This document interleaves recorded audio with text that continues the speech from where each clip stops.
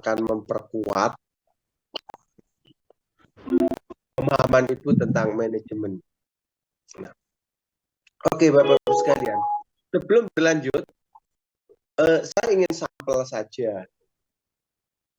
Silakan relawan share. Apa alasannya tertarik mengambil manajemen pendidikan kok tidak linier seperti latar belakang pendidikannya? Suatu misal yang berlatar belakang matematika, kenapa tidak ingin ke matematika, yang konseling ke konseling, kemudian yang bahasa Arab, yang ilmu Quran. Apa argumennya apa? Ya, bisa Pak. Ya, silakan. Ya, saya Jarul Mulia tadi Pak. Jadi alasannya ngambil manajemen sudah jauh dari latar belakang ilmu saya yaitu biologi. Karena sekarang saya jadi kepala sekolah, jadi menopang kepemimpinan saya di sekolah untuk sekolah, terutama di manajemennya Pak. Nah, kemampuan manajemen sebagai pemimpin itu kan harus kuat begitu. Sehingga itu latar belakang saya untuk mengambil manajemen pendidikan. Jadi supaya menopang pekerjaan saya sebagai kepala sekolah yang di sekolah yang saya pimpin saat ini begitu. Oke, terima kasih Ibu.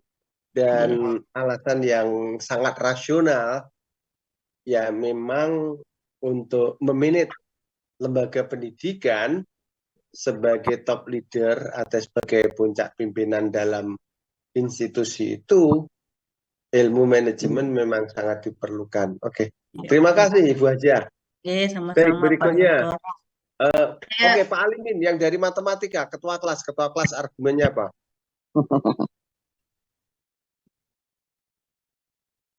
Waalaikumsalam. Assalamualaikum.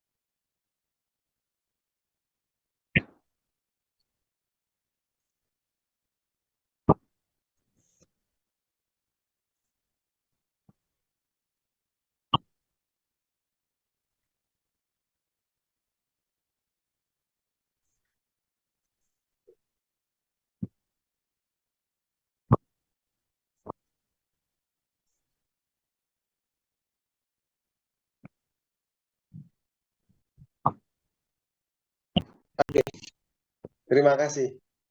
Baik, dua orang lagi, silakan. Boleh saya Relawan.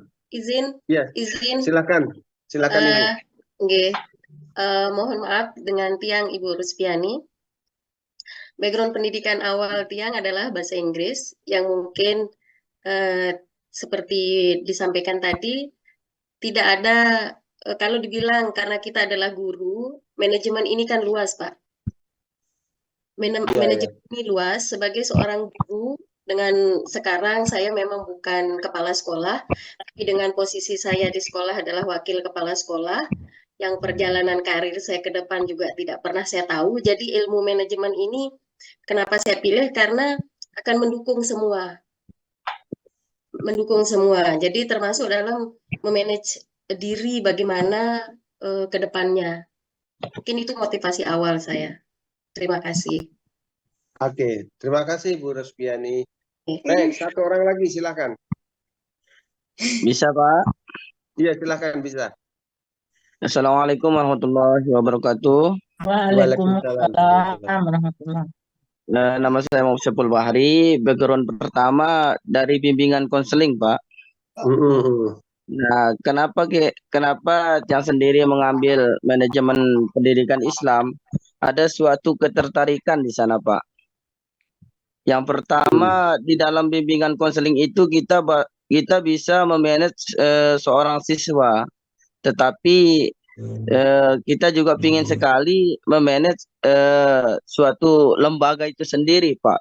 Namun kita sebagai guru BK kan tidak memiliki ilmunya itu. Kita hanya mempelajarinya hanya sekedar saja kemarin di semester itu. Nah, maka untuk itu kita mengambil manajemen pendidikan Islam, apalagi sekarang kita bernaung di pondok pesantren, Pak. Siapa tahu nanti kita juga bisa saling membantu sama pemilik yayasan dan kepala sekolah itu, begitu, Pak. Oke. Baik, terima kasih Bapak sekalian. Dari 4 argumen dapat kita ambil pembelajaran atau kesimpulan. Yang pertama adalah kebutuhan kekinian seperti Bu Hajah, yang mana dia bagaimana harus memanage lembaga pendidikan agar dapat mencapai tujuan yang diciptakan. Dan yang muda-muda dalam rangka perspektif visioner, melihat peluang-peluang ke depan. Dan ada satu lagi, lebih realistis karena tugasnya seperti Pak Alimin yang berhadapan dengan bagaimana memanage guru, memanage sarana prasarana, memanage keuangan, itu hitung-hitungannya pakai matematik. Tapi relationship-nya yang ada adalah dalam ilmu manajemen. Kira-kira begitulah. Bapak Ibu sekalian, lembaga pendidikan saat ini mau tidak mau telah dihadapkan dengan pergeseran-pergeseran fungsi. Awal mula lembaga pendidikan lebih berperan dari sisi fungsi sosial. Karena fungsinya fungsi sosial, maka di situ tidak berorientasi profit, tidak berorientasi benefit, tidak berorientasi pada perolehan pendapatan finansial. Namun, seiring dengan tuntutan kehidupan, nah ini yang merasakan sekali itu seperti guru senior Bu Hajah Rukyatun. Iya, Pak Dokter. Dulu-dulu sebelum tahun 2000-an, everything is free. Everything free ya. Artinya orang minum air, cukup air dari sumur direbus. Orang mau masak, cari bahan bakar di sekitar rumah dapat. Ya, Orang mau pergi ke sekolah 1 kilo, 2 kilo jalan kaki. jalan kaki. Orang mau berkabar, mendatangi atau berteriak. Kemudian lampu juga bila perlu nyalakan lampu tempel. Nah, sekarang sudah bergeser, sudah sulit didapatkan orang yang minum air sumur. Benar. Nggak Sudah mau dia. sulit didapatkan orang mandi dengan ngambil air dengan ember. Harus pakai listrik atau pompa. Orang komunikasi tanpa HP. Orang jarak tempuh 200 meter saja, itu jarang yang mau jalan kaki. Naik motor, paling tidak sepeda. Jadi semuanya jadi berbayar. Nah, hal demikian juga berdampak pada lembaga pendidikan. Salah satu menarik untuk dikaji, kenapa sekolahnya Pak Alimin itu bayarnya mahal, tapi siswanya banyak dan tidak ada orang tua yang protes. Tapi sebaliknya, di sekolahnya Bu Hajah, mungkin dipungut 25.000 atau 50.000, terjadi demonstrasi, didatangi LSM, dan masuk koran. Masuk koran pungli, Pak Dokter. Iya, tapi di sekolahnya Pak Alimin tidak. Kenapa terjadi demikian? Nah, hal-hal semacam ini adalah bagian dari kita. Nah, oke Bapak-Ibu sekalian, Oke. Yang Ibu pahami strategi itu apa? Strategi itu? Cara. Iya, betul. Cara. Nah, jadi kita nanti akan lebih banyak berbicara cara-cara bagaimana untuk mengatasi permasalahan, untuk peningkatan, untuk pencapaian sesuatu impian. Nah, jadi strategi lebih gampang dimaknai adalah bagaimana menggunakan berbagai metode untuk mengatasi suatu permasalahan, untuk mencapai suatu tujuan. Nah, contoh, ini dari yang guru BK tadi ya, guru BK Pak Saiful ya, Iya, itu saya Pak. rasa masa tugasnya sudah lebih 5 tahun. Strategi apa untuk menghadapi anak-anak milenial agar dia tidak tergantung atau waktunya tidak habis menggunakan media sosial. Maka di situ tidak bisa satu cara. Tidak bisa dengan ancaman, pengekangan, nasihat. Nah, itu tentunya ada beberapa cara yang harus dilakukan secara simultan yang sinergis saling melengkapi. Nah, begitu pula di sekolahnya Pak Alimin. Bagaimana bisa mencapai target anak-anak lulus kelas 9 memiliki hafalan 10 juz waktu misal. Nah, ini. Nah, itu sekalian. Nah, terkait dengan hal itu Bapak-Ibu sekalian, alur berpikir kita itu tidak bisa terlepas dengan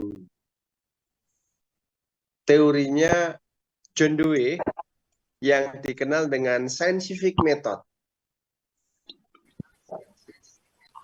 Seperti apa teorinya scientific method itu? Pertama adalah masalah. Setelah menemukan masalah, maka melakukan hipotesis.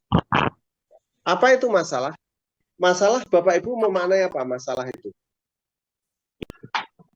Sesuatu yang timbul yang membuat susah. Masalah, oke boleh. Yang lainnya? Menghambat. Menghambat. Nah, masalah adalah kesenjangan antara keinginan dan realita. Contoh, keinginannya adalah tingkat ketuntasan belajar 80 atau 90%. Tapi capaiannya baru 50%. Terjadi kesenjangan 40%. Nah, terdapat 40 siswa tidak tuntas itu masalahnya apa? Nah, itu yang harus kita pecahkan. Kita temukan masalahnya, kemudian kita pecahkan. Jadi kesenjangan antara realitas dan kondisi ideal yang diharapkan. Itu masalah. Nah, oke, contoh kecil. Bapak Ibu sedang naik motor. Tiba-tiba motor itu berhenti karena mesinnya mati. Nah, mesin mati itu masalah atau bukan? Masalah. Kondisi idealnya apa? Tidak mati. Tidak mati. Kondisi idealnya tidak mati, mesin bisa jalan. Nah, setelah kita temukan masalahnya mesin mati, maka kita berhipotesis. Hipotesis adalah dugaan sementara yang didasarkan asumsi atau pengalaman. Berdasarkan pengalaman atau asumsi, mesin motor tiba-tiba mati.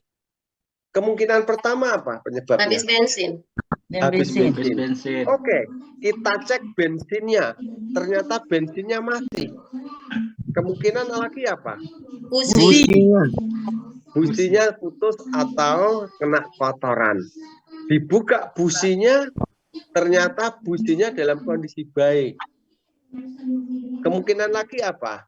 Mesin. Kelistrikan, aki mati. Aki mati bisa juga, saluran bensin tersumbat. Begitu juga. Nah, oleh karena itu, untuk membuktikan hipotesis itu ada pengumpulan data. Nah, membuka tangki melihat bensin, membuka busi untuk mengetahui kondisinya, itu adalah dalam rangka pengumpulan data dan dianalisisnya. Setelah itu, diambillah kesimpulan. Kesimpulannya mesin mati bisa juga karena bensinnya habis. Kesimpulannya mesin mati karena businya kotor. Kesimpulan mesin mati karena selangnya tersumbat. Maka setelah itu dapat mengatasinya. Nah, oke.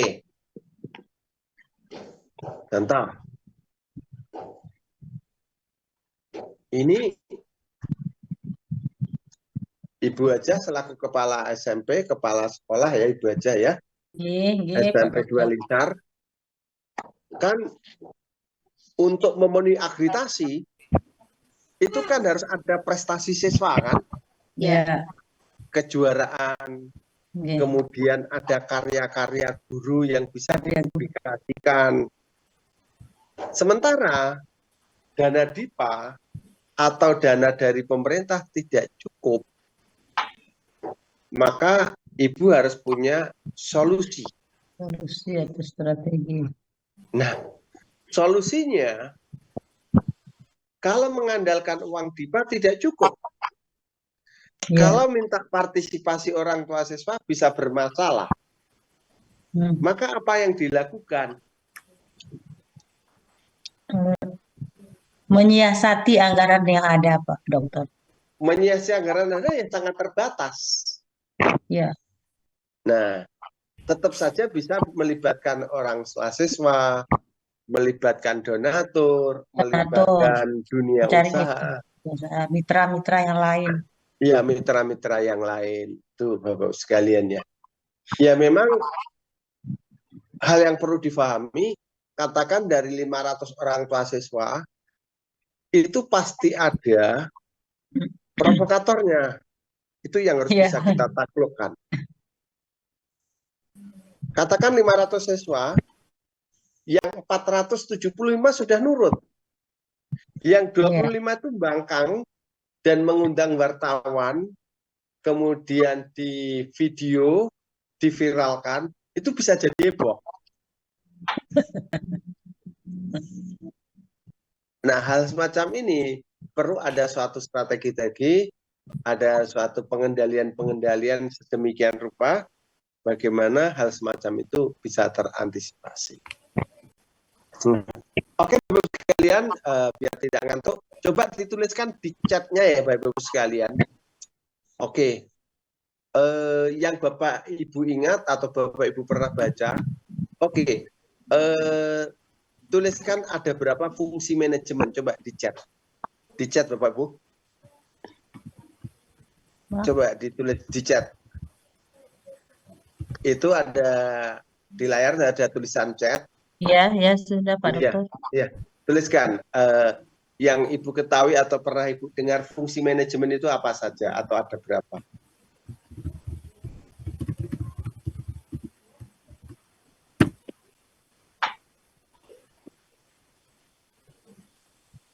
Ya, oke, Pak Mamnun, yang lainnya?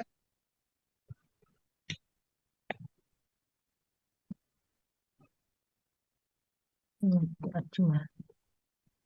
Iya, Pak Limin, sudah next.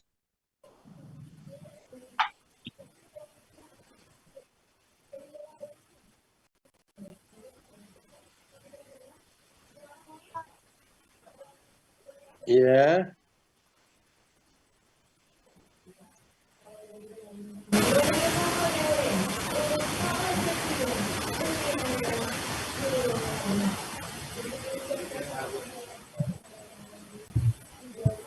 Iya, next.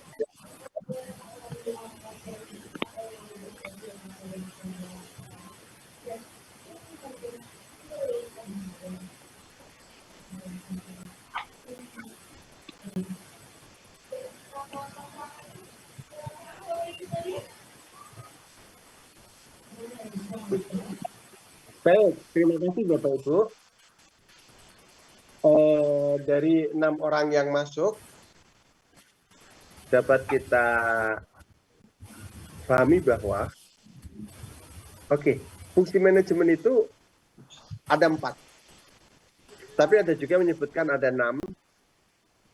Tapi kalau Terry dan kawan-kawan sebagai perintis ilmu manajemen menyebutkan cukup 4. Pertama itu adalah perencanaan. Yang kedua pelaksanaan. Yang pertama perencanaan, yang kedua pengorganisasian, yang ketiga pelaksanaan, yang keempat itu evaluasi dan pelaporan atau kontrol. Nah, gambarannya begini Bapak Ibu sekalian. Bapak Ibu akan membuka pendaftaran siswa. Maka langkah pertama adalah membuat perencanaan. Bagaimana cara melakukan penerimaan siswa baru? Menentukan. Nah, setelah TV tuh. Nah, atas perencanaan itu, perencanaan kapan waktunya, kemudian yang bertugas siapa, anggarannya berapa, strateginya bagaimana, mekanisme bagaimana. Baru yang kedua pengorganisasian. Menentukan orang-orang yang akan melakukan. Bagian pendaftaran siapa, bagian penerimaan uang siapa, bagian konsumsi siapa, bagian penulisan laporan siapa. Nah, itu namanya pengorganisasian. Baik, masuk saja nggak apa-apa, diambil Kaira. Kemudian, setelah jelas orangnya, maka orang-orang itu melaksanakan apa yang telah direncanakan. Nah, ketika dalam proses pelaksanaan, itu ada kontrol, kemudian dievaluasi, dan ketika sudah selesai, maka dilaporkan. Itu adalah 4 fungsi utama manajemen. Nah, Bapak Ibu sekalian, dalam penerapan 4 fungsi itu, semuanya punya seni, punya cara, punya strategi. Nah, itulah nanti kajian kita. Kajian kaitannya dengan fungsi. Baik, berikutnya Bapak sekalian. Nah, dalam lembaga pendidikan itu ada ruang lingkup yang harus dikerjakan oleh pimpinan, oleh wakil pimpinan, oleh guru, oleh staf, dan tenaga pendukung yang lainnya. Oke, Bapak-Ibu sekalian. Nah, ruang lingkup manajemen pendidikan dari sejumlah referensi yang ada, terjadi kesepakatan ada 6 ruang lingkup. Hampir, ya kira-kira tentang ruang lingkup itu, referensi yang kita jumpai, lebih dari 75% menyebutkan ada 6 ruang lingkup yang menjadi garapan manajemen. Baik itu manajemen pendidikan, manajemen industri, atau manajemen SDM. Oke, terkait dengan manajemen pendidikan, Bapak sekalian, tuliskan 6 ruang lingkup itu apa saja yang Bapak Ibu pahami. Ini materi dasar, silakan. Di chat.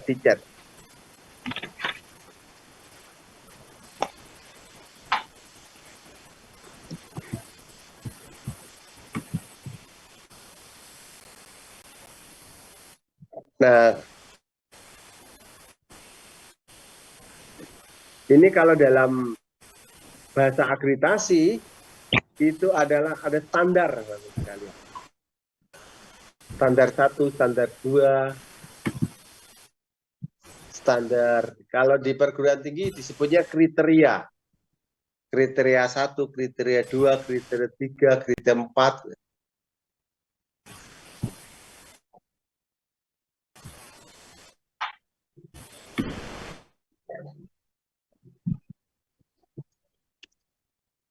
Oke, Bu Husnul ya menemukan ada 1, 2, 3, 4, 5, 6.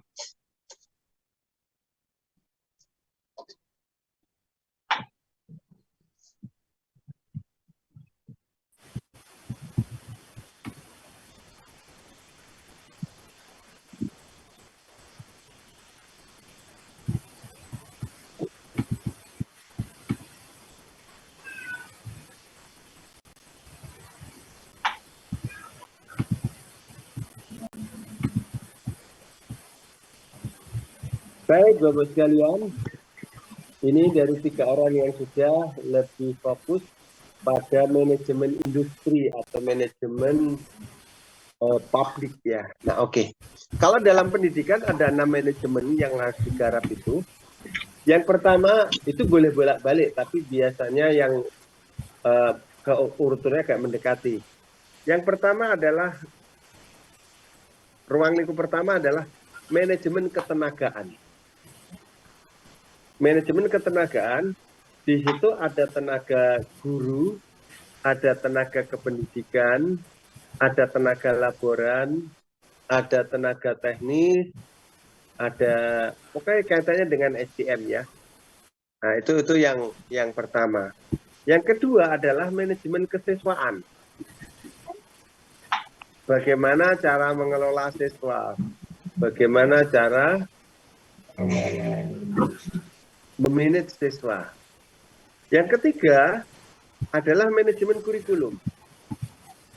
Kapan pelajaran dimulai, bagaimana susunan kurikulumnya, kemudian metodenya seperti apa, targetnya seberapa, dan seterusnya. Tenaga, kemudian siswa, kemudian kurikulum, yang keempat adalah sarana prasarana.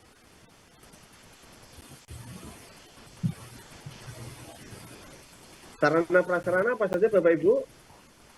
Sekolah, gedung, mebeler, ATK, laboratorium, perpustakaan, papan Kebutuhan tulis. fasilitas. Nah, itu harus di-manage. Oke. Kemudian yang kelima, keuangan. Bagaimana untuk merencanakan pendapatan, merencanakan pengeluaran, melaksanakan dan seterusnya ya. Jadi mengelola keuangan. Nah, termasuk di sini ada seninya. Kalau di sekolahnya Pak Alimin relatif mudah karena yang meriksa internal. Ya, tidak resiko kebocoran itu Karena kecil. tidak sebanyak di negeri. Contohnya gini, Ibu aja selaku kepala SMP, suatu misal ada tamu dari dinas. Iya Pak, dokter. Tidak mungkin untuk menjamunya nasi kaput.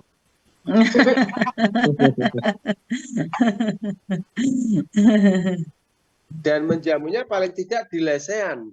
Dan itu di DIPA belum tentu mesti ada. Tidak ada Pak dokter. Nah, bagaimana bisa untuk menjamu dan tidak keluar dari uang Ibu Kepala Sekolah? Diambil dari uang-uang lain yang sebagai sumber pemasukan sekolah. Iya, bisa juga kan. Bisa juga ya, mohon maaf itu tidak menutup kemungkinan dari uang ATK dipakai itu. Ada usaha-usaha lain di sekolah Pak Dokter, ada kopsis. Iya kan peruntukannya siswa. Ada penggeseran lah kira-kira gitu. Ada sewa lahan kalau sekolahnya luas. Iya. Ada parkiran. Tapi nggak tahu kalau sekarang ya. Dulu itu kalau ada pengawas datang itu kepala sekolah kan cukup sibuk. Sekarang masih apa enggak ya? Masih. Kalau dulu kan namanya supervisor tuh datang pakai baju safari, kantongnya 4.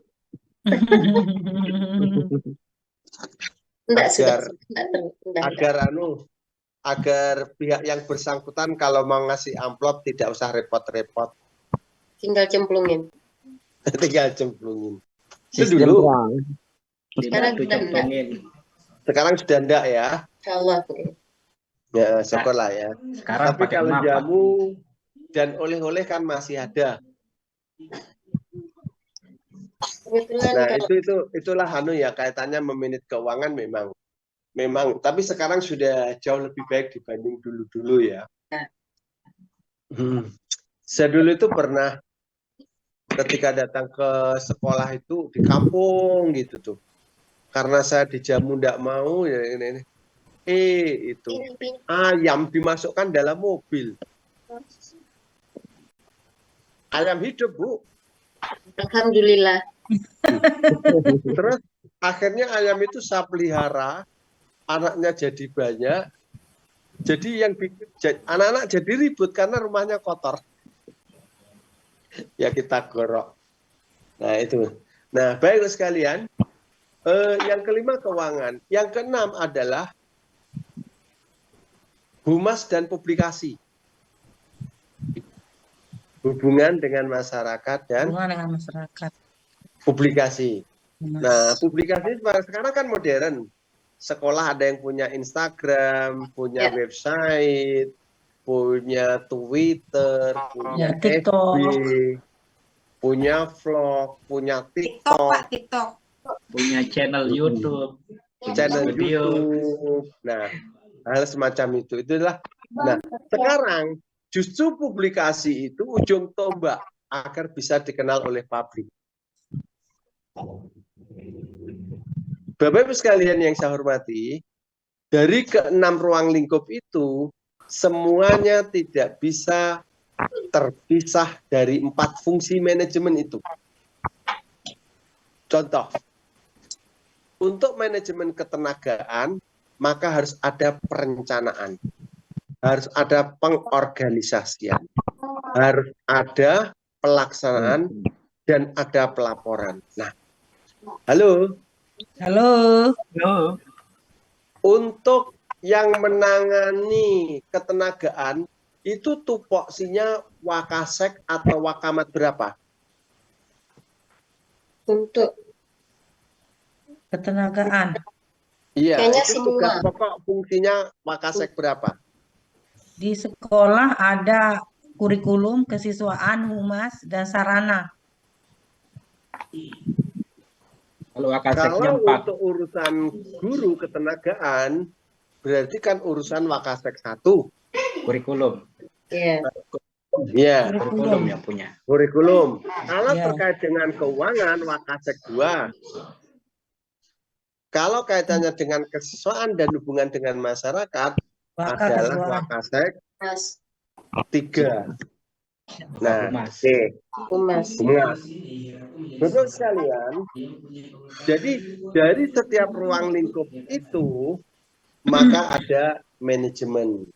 Suatu misal strategi manajemen keuangan dalam meningkatkan kualitas pendidikan atau mutu pendidikan.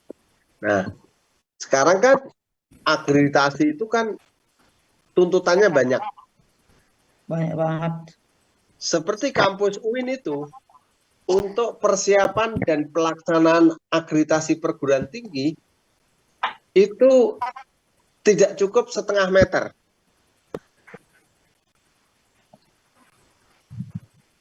Bagaimana? Maksudnya untuk akreditasi perguruan tinggi, itu dananya tidak cukup 500 juta. Masya Allah. Untuk level prodi saja, itu 50 tidak cukup. Nah, artinya, dan itu tidak tersedia dana, maka harus ada kecakapan dalam memanage. Tapi memang ada kaidah-kaidah, penggeseran pendanaan tidak masalah. Yang penting bukan diselewengkan untuk keperluan pribadi. Karena yang diposkan itu belum tentu dibutuhkan sepenuhnya, sementara yang diposkan dalam dana terbatas tidak cukup. Maka di situ perlu ada kearifan manajerial. Oke. Contohnya begini, yang guru-guru SD, nah ini yang nantinya kan bisa jadi kepala sekolah kan dari yang di mana tadi Ibu Siti Nasroh. Nasroh. Nggih, Halo Ibu Nasroh. nggih, Pak. Posisi sekolah Ibu itu bisa jadi 3 tahun atau 5 tahun mendatang akan kesulitan mendapatkan siswa. Nggih. Karena tergeser, orang tua lebih memilih menyekolahkan anaknya ke madrasah. Maka strategi apa yang harus Ibu lakukan untuk meyakinkan bahwa orang tua mempercayakan untuk sekolah di SD Ibu? Harus ada kegiatan ekstrakurikuler yang lebih lagi harus ditonjolkan baru bisa mungkin menetap di sekolah. Iya Dan itu. ya, Nah, salah satu mempelajari strategik adalah untuk mengantisipasi masa depan. nggih. Bukti konkret begini. MTSN 1 Kota Mataram 15 tahun yang lalu itu tidak bisa memenuhi jumlah yang ditargetkan. Iya. Tapi seiring dengan inovasi-inovasi sekarang ini, persyaratan daftar dengan nilai minimal rata-rata 85, jumlah pendaftar itu mencapai 2.000. Yang diterima itu hanya 200. Dan itu belum di SMP tidak ada yang siswanya peminatnya sebanyak itu di Kota Mataram. Artinya di situ ada suatu keunggulan. Halo Pak Alimin. Halo.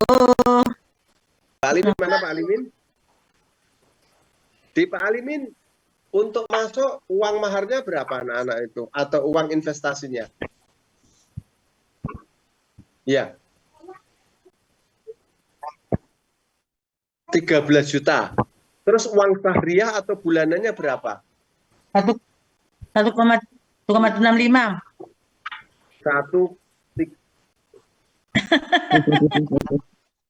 Oke. Nah, inilah Bapak Ibu sekalian adalah suatu hal yang menarik Bapak Ibu kaji. Kenapa Pak Alimin sebagai ketua yayasan dengan uang investasi sebanyak itu dan uang bulannya sebanyak itu melebihi uang masuk ke Pasca loh. Iya, betul. Muridnya itu masih nolak loh. Tapi kenapa di sekolahnya Ibu Hajah Rukyatun sudah tidak bayar, dapat siswanya susah juga? Enggak susah, Pak, karena di Dua-Lingsa itu sekolah unggulan di Kecamatan Oh Lingsa. gitu ya, alhamdulillah kalau begitu ya. Ada juga sekolah yang di situ menyediakan seragam, muridnya tidak penuh. Di Ibu Rukyatun, halo? Itu uang bulannya berapa, Bu? Halo? Di Ibu uang anunya berapa? Uang bulanan enggak ada, Pak Dokter. Nggak ada ya? Enggak ada, enggak boleh kalau di SMP. Oh, itu menyalahi taklim muta'alim, Ibu. Dalam taklim muta'alim itu sekolah itu harus ada gurunya, kemudian dalam waktu yang cukup, dan ada biayanya, Bu.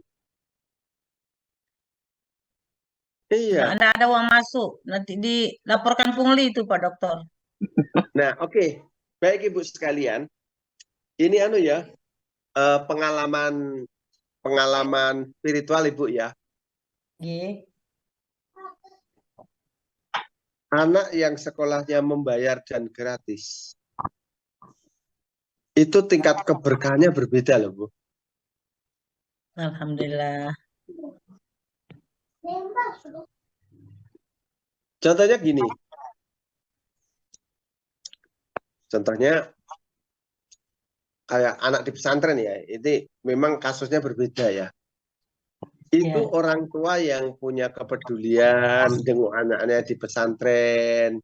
Kemudian ada sesuatu yang dibawa untuk ustadznya atau untuk kiainya. itu anak menuntut ilmu itu perlu ada di sedekahi loh.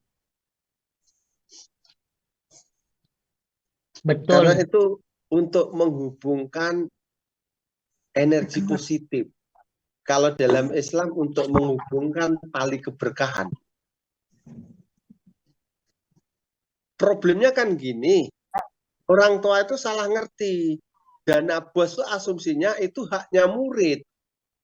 Betul Pak Padahal Dokter. itu haknya proses untuk pembelajaran. Haknya sistem.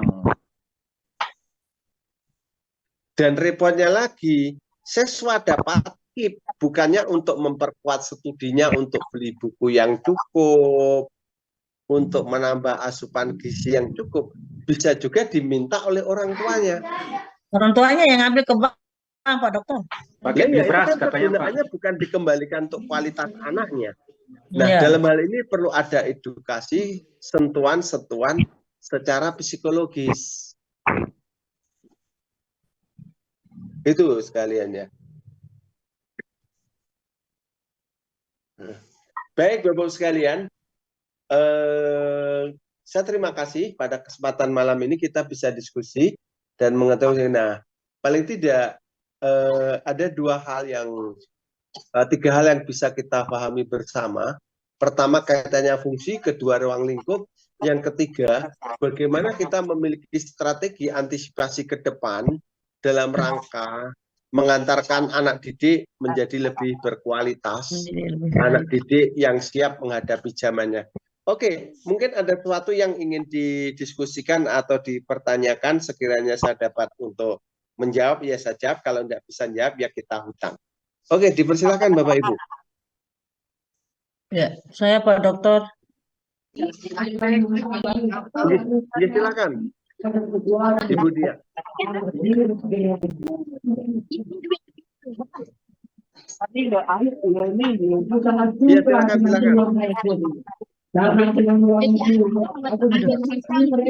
Nih, kalau mau datang, iya, mau datang, perang nih. Saya Pak Dokter yang bertanya. Iya, silakan Ibu, silakan baca. Ya, Assalamualaikum warahmatullahi wabarakatuh. Apa ya rame ini ya? Nah, jadi sebagai yang disebut panitia. Ya, pertanyaannya. Saya sebagai kepala sekolah di SMP 2 Desa yang saya pimpin, yang berat yang paling saya rasakan itu adalah perilaku. Tolong yang lainnya kalau tidak ngomong di-mute ya. Ya, silakan Ibu. Merubah perilaku baik itu dari tenaga kependidikan, administrasi yang lain, perilaku siswa secara menyeluruh. Jadi itu tantangan yang paling besar yang saya rasakan. Dan suksesnya seorang pemimpin adalah ketika mampu merubah perilaku seseorang di mana dia menjadi pemimpin. Nah, jadi misalnya contohnya seperti sekarang ini dengan perubahan kurikulum Pak Dokter, jadi tidak mudah memberikan pemahaman kepada seluruh warga sekolah bahwa perubahan kurikulum itu pasti, perubahan itu akan pasti. Tetapi merubah mindset atau pemikiran warga sekolah itu tidak sederhana yang kita bayangkan. Walaupun kita dengan sosialisasi, dengan memberikan pelatihan dan lain sebagainya. Jadi kadang-kadang ada yang susah menerima sebuah perubahan itu. Jadi tetap dengan perilaku lama, dengan model-model atau desain-desain pembelajaran yang lama ketika kita masih sekolah dulu. Jadi sampai hari ini pun masih susah untuk melakukan sebuah perubahan. Jadi mungkin Pak Dokter bisa memberikan gambaran langkah-langkah atau trik-trik kita sebagai pemimpin bagaimana mempercepat sebuah perubahan atau mempengaruhi orang lain untuk merubah perilakunya di suatu tempat atau di suatu organisasi atau di sekolah misalnya Pak Dokter, sehingga di sekolah itu akan cepat terwujud atau kita punya mencapai tujuan sebagai sekolah yang kita harapkan atau sebagai sekolah yang kita damba-dambakan begitu. Ini mungkin Pak Dokter bisa memberikan gambaran tentang trik-trik atau langkah-langkah sebagai pemimpin sehingga mempercepat untuk merubah perilaku seseorang di sekolah itu. Begitu, Pak Dokter. Oke, baik, Ibu. Jadi gini, Ibu. Di sekolah Ibu itu pasti ada 4 tipe guru dan pegawai. Ya. Tipe pertama adalah tipe guru atau pegawai yang profesional. Dia itu yang memiliki cara pandang yang positif, punya Ya. semangat kerja, dan ingin maju. Betul. Kerjanya bagus, dia disiplin. Itu adalah guru yang profesional. Tipe guru yang kedua, ini adalah tipe guru yang kritis dan provokator. Nah, ini yang nggak bagus ini. Banyak itu. Dia itu Banyak. pandai berargumen, pandai ngeles, kalau rapat bisa jadi punya ide-ide cemerlang, tapi waktu pelaksanaan hilang. Benar. Benar. Benar. Nah, tapi repotnya guru ini punya pengaruh karena argumentatif dan kritis. Mempengaruhi orang lain. Iya, ini disebut tipe guru provokator atau guru kritis. Yang ketiga, itu tipe guru, dia memiliki kekurangan dalam hal paradigma atau kerangka berpikir. Tapi orangnya tulus bekerja. Dia rajin, tapi dia tidak bisa mengatasi permasalahan yang kompleks. Tidak banyak ngomong, kalau disuruh kerja ya kerja.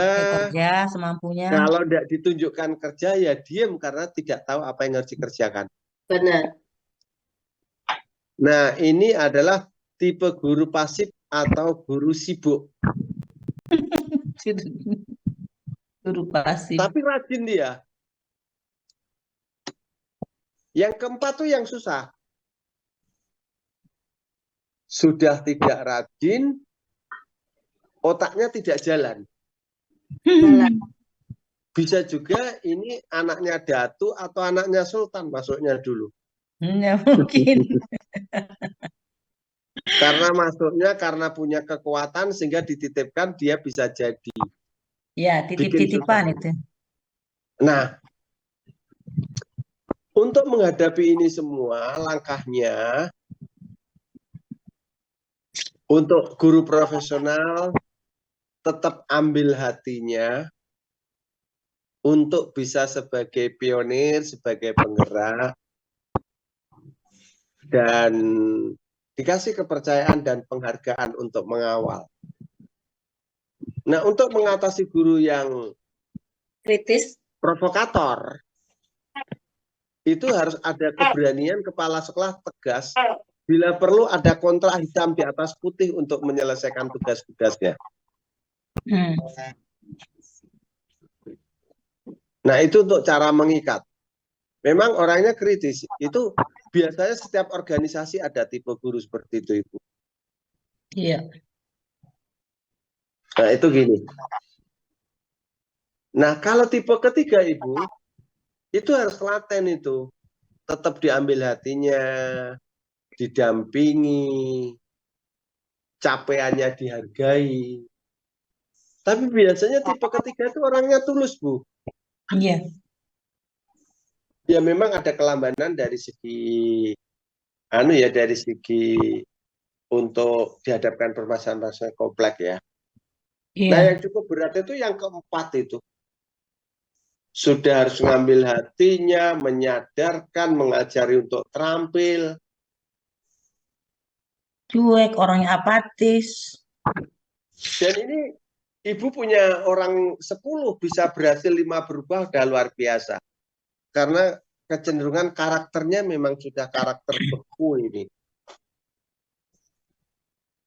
Ya kalau cepat selesai ya dipensiunkan, dipindahkan atau diganti job. Itu Bu. Dan satu hal Ibu, sebagai top leader tidak boleh bosan untuk terus mengajak, tapi dengan damai. Dengan damai. Karena kalau kita sambil marah-marah, kita dilawan jadi stres. Ya, betul. Ya, apalagi sudah seumuran di atas angka 5 itu agak sensitif, Ibu. Jadi yang penting jaga sehat, terus tetap digerakkan Ibu itu ya. Ya, Pak Dokter. Saya punya pengalaman Ibu ya. Jadi saya tuh ada 4 orang dosen senior, susah itu. Jadi awal semester itu sebelum masa kuliah, saya telepon, saya undang ke ruangan saya. Yang suka ngerokok, saya siapkan rokok sama kopi. Saya mintain tolong. Ketika dia akan jamnya ngajar, malamnya saya ingatkan Bapak, semoga besok tidak ada halangan untuk masuk ngajar anak-anak. Gitu. Jadinya dia akhirnya rajin Ibu. Banyak teman-teman fakultas lain tuh heran. Karena dia dulu di fakultas lain, terus fakultas saya Suludin itu tempat pembuangan dosen-dosen bermasalah. Karena anggapannya saya dekan yang paling tua itu lebih telaten menghadapi orang-orang bermasalah. Mungkin tipe orang kurang perhatian itu Pak Dokter. Iya dia bisa juga karena dia ingin suatu posisi atau apa. Terus ada kekecewaan. Nah, artinya ibaratnya gini ya. Apa yang kita lakukan dengan niat yang tulus, dengan cara yang baik, itu berdampak baik pula. Tapi suatu misal dengan kata-kata, Bapak itu dosen senior yang rajin. Nanti akan berbeda. Bapak, hari ini jamnya loh, besok jamnya anak-anak kita menunggu, ingin dapat ilmu dari Bapak. Nah, itu tersanjung, Bu. Harus diangkat-angkat. Artinya, saya selaku dekan berusaha untuk membawai dia ya, artinya untuk menyanjung ya, untuk mengajum ya. Kalau dalam huruf Sasak atau huruf Jawa, itu kalau posisi di bawah atau mangku itu menjadi mati. Artinya seseorang yang kita ajum, kita angkat, dia akan lebih lunak daripada dia kita sepelekan atau tidak kita hargai. Kira-kira begitulah, Bu. Yang paling trouble guru di sekolah Ibu seperti apa? Jumlah guru di sana dengan tenaga kependidikan hampir 100, Pak. Terus jumlah siswa hampir 1000. Dan trouble itu ada, jadi tidak semua dari 100 itu ya ada 1, 2, 3 orang lah. Yang artinya seperti yang di karakter yang ketiga, Pak, yang pasif, dia harus membangun komunikasi begitu. Harus kita yang lebih aktif sebagai kepala sekolah. Ada baiknya sesekali didatangi rumahnya, kadang dia permasalahan di rumah kompleks, datang ke sekolah tinggal capeknya. Memang ada seperti itu. Kan kadang ada guru yang dari ibu-ibu itu di rumah tidak ada pembantu, suaminya tidak kooperatif, sehingga energinya terperas, datang ke sekolah tinggal capeknya. Ya, sehingga sekolah itu jadi pelampiasan semua persoalan, Pak Dokter.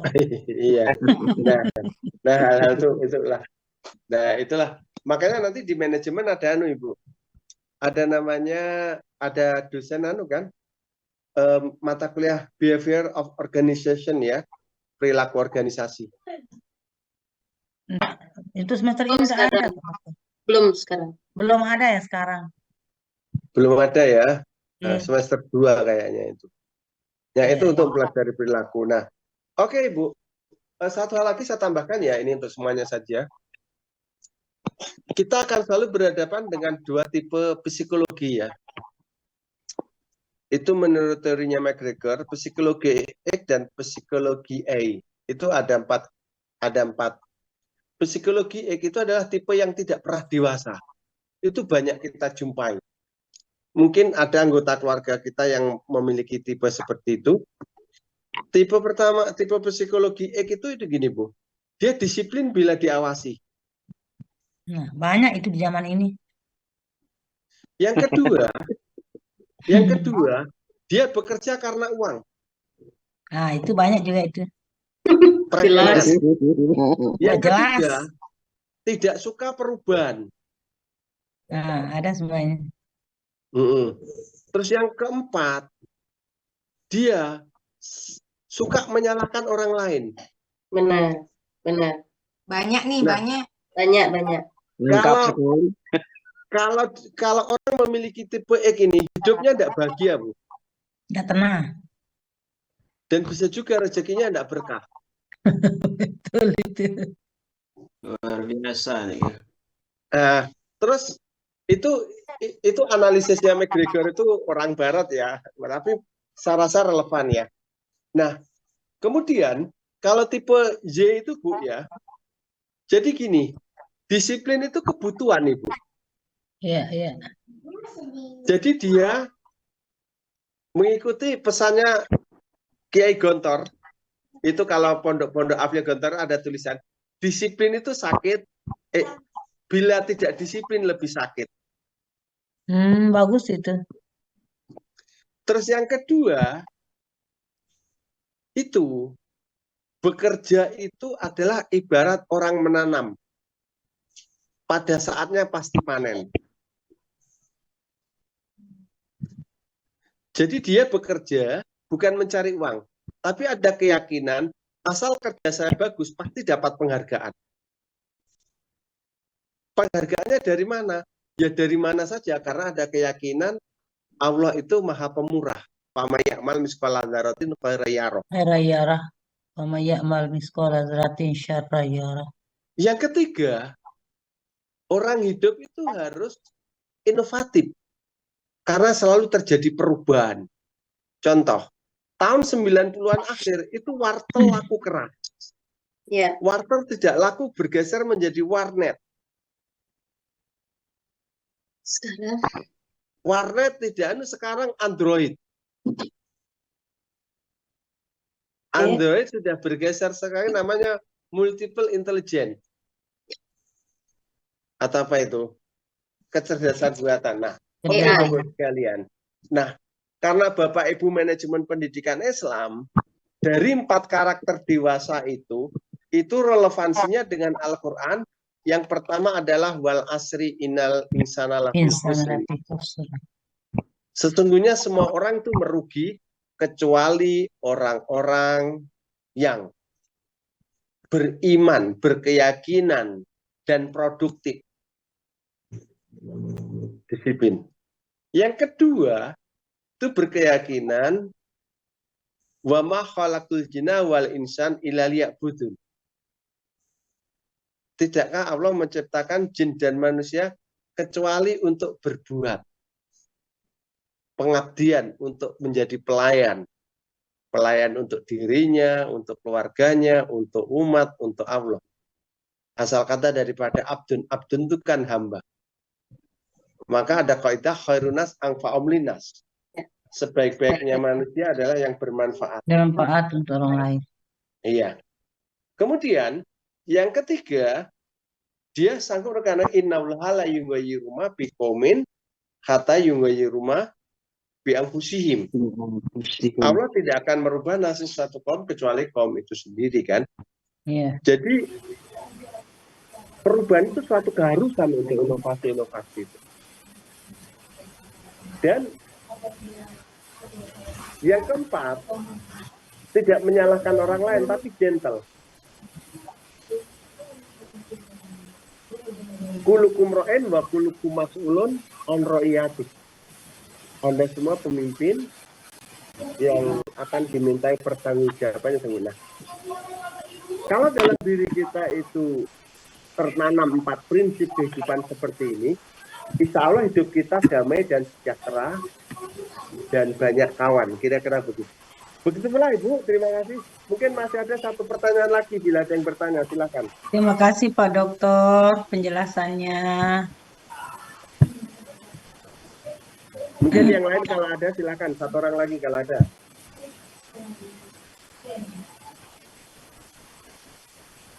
Boleh sedikit Pak Dokter, Silakan. izin dari perkataan Bapak terakhir itu terkait dengan perubahan itu harus suatu keharusan kan ya kan. Nah, memang Gimana? kan perubahan itu kan suatu keharusan. Iya. Bapak bilang di kalimat yang terakhir tadi kaitannya dengan manajemen strategik ini kan. Kalau teorinya orang dialis kan salah satu yang abadi di dunia ini adalah perubahan. Ya. Kan? Iya. Jadi strategi apa yang dilakukan kita sebagai pendidik dalam menghadapi perubahan-perubahan tersebut? Kira-kira seperti itu Pak Dokter. Strateginya pertama harus ada keterbukaan untuk menerima perubahan. Yang kedua ada kesanggupan untuk belajar. Yang ketiga harus terbangun kemitraan. Nah, minimal 3 strategi itu yang harus dilakukan. Karena kalau tidak memiliki kesadaran, dia tidak sadar diri, tidak self-awareness. Contohnya gini, sekarang itu guru kan keharusan untuk menguasai IT kan? Ya. Iya. Kalau guru ngeyel, alah saya dulu mesin ketik, bisa jalan. Ya itu dulu, tapi sekarang kan tidak. Agar tidak tertinggal, maka ada kerelaan untuk belajar IT kan? Ya. Iya. Nah, kebiasaan itu kan ya menjalin kemitraan, ya tidak usah malu. Seperti saya, walaupun tua, saya tanya kepada anak saya. Ya betul itu Pak Dokter. Tanya kepada mahasiswa. Ini saya yakin Ibu Rokyatu, walaupun dia kepala sekolah, komputer lebih pintar putranya dibanding ibu. Benar Pak Dokter, banyak belajar dari anak-anak Pak Dokter. Anak-anak itu belajar 5 menit bisa, kita 20 menit belum tentu bisa. Nah, jadi paling tidak 3 strategi itu ya, 3 cara itu yang harus kita lakukan. Kita sadar diri, yang kedua mau belajar, terbuka ya, ada keterbukaan. Jadi kita tidak boleh pagah. Ngeyel. Ibu, nah ini saya itu kan sudah kakek. Jadi ini sejak tadi ini yang namanya cucu ini sudah tidak mau pakai baju, nungguin aja di belakang ini. Siapa? Assalamualaikum. Sudah berapa cucu Pak? Cucu 1. Ini cucu sejak umur 15 bulan ditinggal papa mamanya untuk ngambil spesialis. Masya Allah. Papanya ngambil spesialis bedah jantung, mamanya spesialis anak. Masya Allah.